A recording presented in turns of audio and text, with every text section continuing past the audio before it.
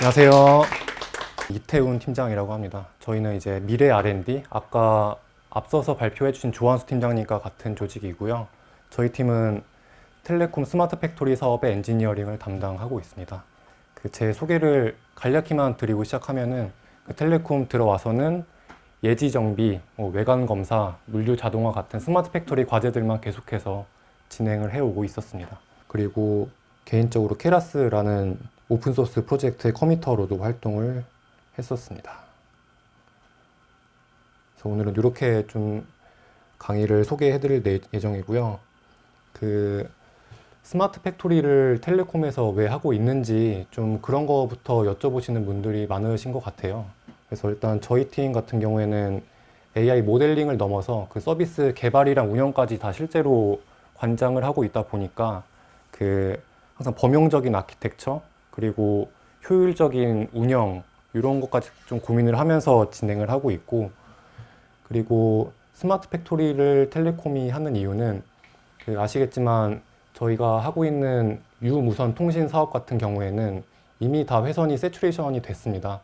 이미 각자의 개인들은 핸드폰 없으신 분 없고 그 다음에 집에 인터넷 안 되는 분 없기 때문에 사용자들에게 회선을 파는 시장은 이제 더 이상 성장할 수 없고, 저희는 통신사로서 새로 신규 회선을 발굴하는 것이 이제 저희의 하나의 비전 중에 하나고, 그리고 이제 그렇게 신규 회선을 발굴하기 위해서 공장에 저희 같은 경우에는 장비 설비에 센서를 부착해서 거기에서 데이터를 획득하고 그런 거를 이제 전송하고 거기에 분석을 해주는 그런 솔루션을 개발하고, 그 다음에 카메라를 놓고 거기서 나오는 이미지로 또 이제 외관 검사나 어떤 자동화 솔루션 같은 거를 제공해서 저희가 신규 회선을 발굴하는 것이 텔레콤으로서 스마트 팩토리를 하는 이유라고 이해를 해주시면 될 것 같습니다. 그래서 다들 AI에 대해서 기본적인 것은 알고 계시리라고 생각이 되고요. 저희가 이제 실제 서비스를 하는 조직으로서 하고 있는 고민들을 크게 세 가지로 말씀을 드릴 수 있을 것 같습니다. 첫 번째로 이제 모델이 하나만 풀고 끝이 아니거든요. 계속해서 유사한 문제가 들어오고 신규 과제가 들어오기 때문에 새로운 고객사가 들어왔을 때 AI 관점에서의 범용성, 요거를 첫 번째로 고민해야 되고, 그 다음에 두 번째로는 새로운 컴퓨팅 환경이 주어졌을 때 개발 관점에서의 범용성, 그 다음에 마지막으로 운영 관점에서는 저희가 모든 데이터를 레이블링하고 리트레이닝 하기에는 시간과 비용의 비효율성이 있습니다. 모든 데이터가 리트레이닝 한다고 해서 좋아지지 않기 때문에 저희가 리트레이닝에 필요한 데이터만 선별해서 그것들만 레이블링하고, 그리고 그것들만 인크리멘탈 데이터로서 재학습에 활용하는 그런 효율화가 되어 있어야 저희가 실제 상용 서비스를 할 수 있을 정도로의 그런 레디니스를 갖출 수 있다고 보고 있고요. 그래서 데이터가 현장에서 계속해서 날라오고 있는데 이거를 샘플링하고 레이블링하고 저희가 개발한 모델로 A/B 테스트하고 그 다음에 적절한 시점에 모델 업데이트하고 이 전 과정을 모니터링하는 그런 운영 관점에서의 효율성이 또 이제 AI를 상용화하는 조직에서 되게 필수적인 부분이고, 저희가 이런 거를 같이 고민하고 있다고 이해를 해주시면 될 것 같습니다. 그래서 스마트 팩토리 같은 경우에는 기존에 잘 아시는 것처럼 영상, 음성, NLP와 같이 각자의 데이터, 각자의 모델을 공개하고 오픈소스화해서 얼라이언스를 구축하고 이제 힘을 합쳐나가는 것이 굉장히 잘 자리 잡은 분야가 아닙니다. 제조업의 폐쇄적인 문화를 그대로 이어받은 분야이다 보니까 이렇게 뭔가 데이터를 공개하고 좀 협업을 하는 것이 원활하지 않은 분야이고, 저희가 항상 들어갈 때마다 사정하면서 데이터를 구할 때도 있고, 그리고 어떤 통신 포트의 하나를 뚫는 거 하나하나도 굉장히 큰 협의를 하면서 좀 진행을 하고 있다 보니까 재밌기도 하고요. 실제 문제를 푸는 거니까. 그리고 한편으론 다시 AI 좀 문제를 풀어보고 싶다. 그런 느낌도 가끔은 드는 분야입니다. 그래서 AI에 있어서 일단 어려운 점이라고 하면 아까 AI 범용성을 고민하고 있다고 말씀드렸는데, 아시겠지만 비전 AI 같은 경우에는 GPT-3나 아까 보니까 4도 나왔다고 하던데 자연어 처리의 분야에 있는 그 초거대 모델과 같이 어떤 AI, 비전 AI를 아우르는 초거대 모델이 있어서 GPT처럼 그냥 도메인 스페시픽하게 하나만 가지고 몇 장만 가지고 파인 튜닝 하면 문제가 풀리는 그런 스타일의 어프로치가 굉장히 어렵고, 그렇기 때문에 항상 주어진 문제마다 새로 데이터를 받아서 처음부터 학습을 해야 되는 그런 경우가 굉장히 많다 보니까 그 통합 모델이 사실 비전 AI에서도 GPT-3처럼 누군가가 해줄 수 있다면 좀 이런 어려움들이 약간 완화가 되지 않을까 생각을 하고 있고요. 그 다음에 개발은 진짜 지극히 현실적인 문제인데, 요거는 고객사들이나 저희가 같이 협업을 하는 개발사들이 비용 절감이 항상 제1입니다. 사실 이거를 대놓고는 말 안 해도 결국에는 이제 타고 들어가면 루트 코즈가 비용인 경우가 굉장히 많고요. 이렇게 비용 절감을 하기 위해서 고객들의 온프레미스 자체 서버라고 하죠. 그 온프레미스라고 하는 그런 자체 서버에 서비스를 직접 구축을 해달라. 우리가 클라우드로 하면 되게 이제 저희가 관리하는 측면이 많아서 좀 용이한데, 고객사의 레거시에 붙는 순간 이게 굉장히 어려워지거든요. 그래서 이렇게 AI 이외에도 이거를 현실의 서비스에 적용하기 위해서 개발 관점에서도 굉장히 할 일이 많다. 그런 것들이 또 하나의 어려운 점이고, 그 다음에 운영도 저희가 지속적으로 효율화는 하고 있지만, 저도 이제 머신러닝을 공부한 사람으로서 자동화라는 말은 그렇게 좀 좋아하진 않는데, 그 사실 요 도메인에 있다 보면 자동화란 키워드가 굉장히 많이 있습니다. 뭘 하든지 다 데이터만 있으면 자동으로 학습이 되고 자동으로 배포가 되고, 그런 거를 사용자의 판단 없이 모든 것이 자동으로 되는 것처럼 이제 얘기가 되고 있는데, 사실은 아시겠지만 그렇지 않고 사용자가 자동으로 하는 것이 아니라 저희 같은 엔지니어들이 정성적으로 좀 분석을 해서 이 데이터가 정확도가 1%가 좋아지긴 했지만 사실 뭐 히트맵이나 다른 피처들을 찍어 보니까 정성적으로 봤을 때는 그렇게 제너럴라이제이션이 좀 덜 된 것 같다. 그런 판단을 하면서 사실 업데이트를 해야 되거든요.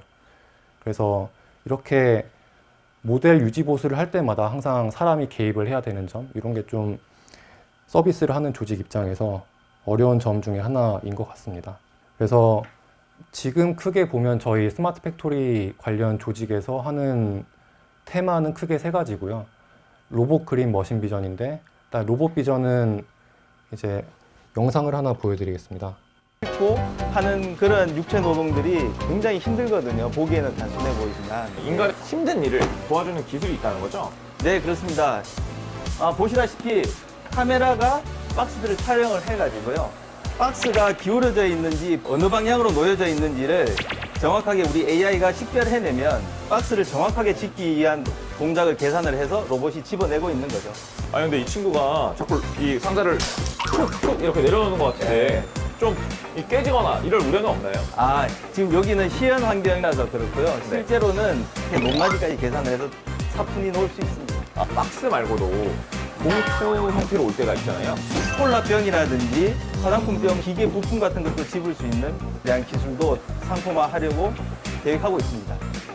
이제 앞으로 로봇 솔루션들은 그 박스를 집어내는 기술뿐만 아니라 박스를 쌓는 기술, 그리고 박스를 차에서 끄집어내는 기술, 차에 싣는 기술까지 다양하게 개발할 계획으로 있습니다. 약간 상자에 포커스돼서 그 동영상이 제작이 됐는데요. 실제로는 임의의 오브젝트를 집을 수 있는 형태로 저희가 개발을 진행하고 있고, 이곳의 궁극적인 목적은 지금 물류 센터가 뭐 쿠팡 같은 경우에는 이제 90% 이상의 워크로드가 사람에 의해서 이루어지고 있습니다. 자동화 비율이 굉장히 적고요. 사람이 실제로 지게차에서 내리고 이거를 카트를 끌어서 여기로 옮기고 이거를 상차하고 그 다음에 하차하는 작업을 다 사람의 인력에 의존을 하고 있습니다. 그래서 이런 것들을 조금씩 자동화하려는 시도가 늘어나고 있고, 저희도 그 일환으로 일단 첫 번째 과제로 상자를 하차하는 그런 문제를 풀고 있고요. 저희가 로봇 업체는 아니기 때문에 로봇을 할 수 있는 파트너사와 협업을 해서 우리가 AI로 상자의 상면을 촬영하고 이것들을 좌표를 리턴해주면 로봇 업체가 최종적으로 어떤 상자를 피킹할지, 그리고 어떤 패스를 만들어서 내려놓을지를 결정하고 컨트롤하게 됩니다. 그래서 이런 물류 자동화 도메인을 로봇이라고 하고요. 그 다음에 그림 같은 경우에는 저희가 ESG, 요즘에 화두가 되고 있는 그 테마를 총칭하는 말이라고 이제 봐주시면 되고, 이 중에서도 가장 집중하고 있는 부분은 그 스타벅스 서울에 있는 몇 개 지점을 가 보시면은 다회용컵 반납기라는 게 있습니다. 이게 일회용 컵 사용을 줄이기 위해서 다회용 컵 사용을 권장을 하고 있고, 이거는 제조 단가가 있기 때문에 그냥 줄 수는 없고 사용자들에게 보증금을 포함해서 준 다음에 나중에 컵을 돌려주시면은 이제 보증금도 반환해드리는 그런 시스템이고, 이거를 위해서 AI가 이 컵이 정품인지 아닌지, 그리고 파손이 되었는지, 이거를 실제로 정품이라고 판정을 하면은 이제 뒤에 그 음료 자판기처럼 디스펜서 이렇게 쫙 스태킹을 하거든요. 그래서 이렇게 스태킹에 부적합한 요소들이 있는지, 뭐 빨대나 이물질이나 뭐 가끔 담배꽁초도 있는데 그 적재에 방해가 되는 요소들을 인식하고, 그리고 정품 컵인지 아닌지, 심지어는 이제 종이컵을 넣는 사람도 있습니다. 이게 컵 넣으면 돈 나오는 기계거든요. 반납기가 그 컵을 반납하면은 보증금을 돌려주다 보니까 종이컵을 넣어보고 이제 돈을 받으려는 그런 어뷰징 유저들도 굉장히 많습니다. 그래서 그런 여러 가지 코너 케이스들을 걸러내기 위해서 AI가 필요한 상황이고요. 저희가 우리 회사 사업팀들이랑 협업을 해서 이런 서비스들을 개발하고 있습니다. 그 다음에 머신 비전이라고 하면은 스마트 팩토리의 전통적인 문제 두 가지가 예지 정비, 외관 검사거든요. 그래서 외관 검사는 제조업에서 생산되는 그 최종 부품의 아니면 최종 제품의 외관을 카메라로 촬영을 해서 제품에 이상이 있는지, 찍힘, 스크래치, 뭐 눌림, 뭐 번짐 이런 게 있는지 외관의 결함을 체크하는 과제를 외관 검사라고 부르고 있습니다. 그래서 크게 이렇게 세 가지 분야를 하고 있고요.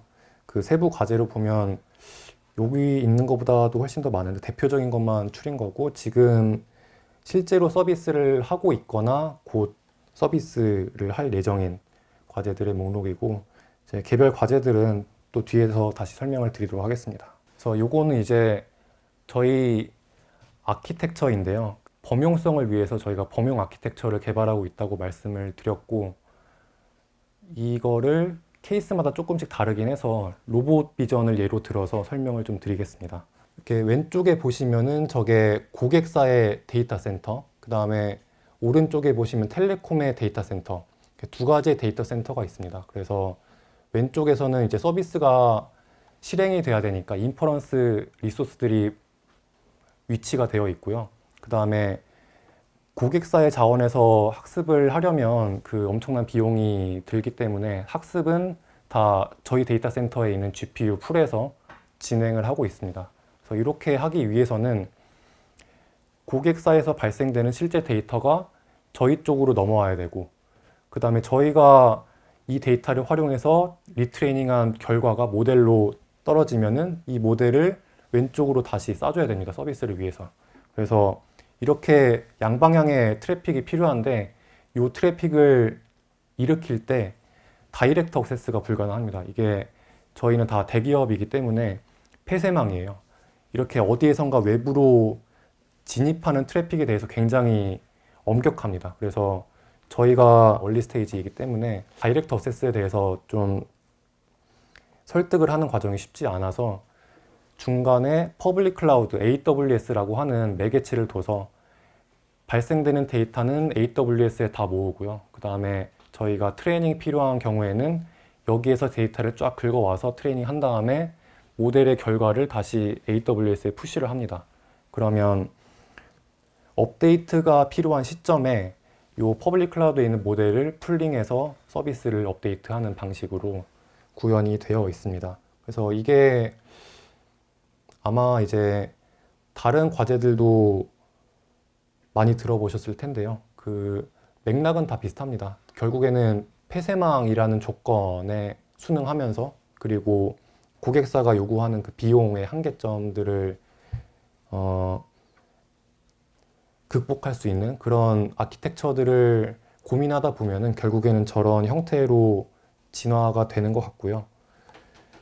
여기에서 보시면은 일단 학습 데이터를 긁어온 다음에는 그 저희 GPU 클러스터가 있습니다. 그래서 여기서는 뭐 단순히 뭐 주피터 아니면 뭐 SSH로 들어가서 터미널에서 실행하는 그런 수준은 아니고요. 저희가 다 솔루션이 되어 있어서 사용자가 원하는 만큼만 학습을 하고 리소스는 이제 끝나면 반납이 되고, 그리고 주피터를 원하면 띄울 수도 있고 어떤 주기적으로 실행되는 그런 잡들을 정의해서 이제 정해진 시간에 우리가 원하는 작업을 실행을 할 수도 있고, 이런 GPU 클러스터에 올라가 있는 서비스들을 통해서 그 저희가 원하는 작업들을 적시에 하게 됩니다. 그리고 저희 개발자들은 뭐 저희 코드 저장소, 그리고 뭐 학습 이력 관리, 슬랙, 다들 뭐 써보신 적이 있는지 모르겠습니다만 이런 게 이제 각 분야에 있어서 대표적인 툴들이고요. 오픈 소스인 것도 있고 그냥 공개가 되어 있고 돈 내면 이제 더 좋은 기능이 있는 그런 툴들도 있는데, 이런 것들을 활용해서 저희가 지금 실시간으로 학습이 어떻게 이루어지고 있는지, 그리고 그 결과에 어떤 특이사항은 없는지, 그리고 다 끝나면은 그 다음에 이제 프로세스가 어떻게 진행이 되고 있는지, 그런 거를 실시간으로, 뭐 저 같은 경우에 이제 슬랙으로 핸드폰으로 걸어 다니면서 보거든요. 그래서 저희 팀원들은 항상 그 누구든지 먼저 보면은 지금 에러 났다 하고 이제 각자 담당자들한테 전파를 하고 그 다음에 이제 실시간으로 대응을 하는 그런 체계로 업무를 하고 있습니다. 그래서 맥락은 비슷하고요. 뭐 이게 여기서는 인퍼런스 위치가 고객사였다고 하면은 여기서는 인퍼런스를 클라우드에서 하는, 그래서 현장에 있는 터미널 디바이스에서는 그냥 간략하게 거의 라즈베리 파이급의 아주 가벼운 디바이스만 있고, 거기서는 통신만 연결해서 저희 클라우드로 판정 결과를 달라는 요청을 하고 저희가 계산을 해서 리턴을 하게 됩니다. 그래서 이런 방식으로 다 서비스가 진행이 되고 있고요. 여기도 이제 보시면은 이게 지금 로봇을 제어하는 서버고요. 이게 AI 서버입니다. 그래서 여기서는 그 기본적으로 카메라를 통해서 이미지를 취득을 하고 이거를 저희 서버에 보내서 좌표 값을 받아내고요. 그 다음에 좌표가 주어지면 여기에서 3D 계산을 하게 됩니다. 그리고 최종적으로 로봇을 제어하고요. 그래서 이 과정이 레이턴시가 짧아야 되기 때문에 최대한 그 로봇이랑 가까이 서버룸에 있는 거고, 그 다음에 요거는 쿠버네티스의 마스터라고 해서 AI의 뭐 텐서플로우, 파이토치랑 약간 레벨이 다른 오픈소스이긴 하지만 이제 쿠버네티스 같은 경우는 인프라에서 거의 OS 수준으로 지금 보편화가 되어 있는 기술입니다. 그래서 클라우드나 컨테이너 기술을 활용한다고 하면은 거의 다 쿠버네티스를 활용한다고 보시면 되고요. 저희도 이 기술을 활용해서 그냥 단순히 뭐 개발자가 붙어서 뭐 모델을 엔터 쳐서 업데이트하는 그런 게 아니라 진짜 서비스로서 자동화된 업데이트, 그리고 원격 제어, A/B 테스트, 롤링 업데이트, 폴트 톨러런스한 그런 장애가 냈을 때 이제 복구하는 로직까지 여기에 다 들어가 있다고 보시면 되고요. 트레이닝이랑 서비스로 이제 구분을 하고 있는데, 서비스라고 하면은 진짜 판정 서비스를 말하고 있고요. 저희가 학습을 고객이 직접 하고 있진 않고 데이터가 저희한테 주어지면 저희가 직접 학습을 해서 이제 고객사에 노출하고 있기 때문에 학습은 서비스는 아니고 학습은 그냥 저희가 알아서 하는 거고, 서비스를 고객의 서버에서 하느냐 아니면 클라우드에서 하느냐 이 정도의 차이가 있다고 보시면 되고요. 뭐 이렇게 축으로 구분하면 4가지 타입이 있고, 사실 클라우드에서 트레이닝하고 클라우드에서 서비스를 하는 것은 아직은 그 개발 중에 있다고 이해를 해주시면 될 것 같습니다.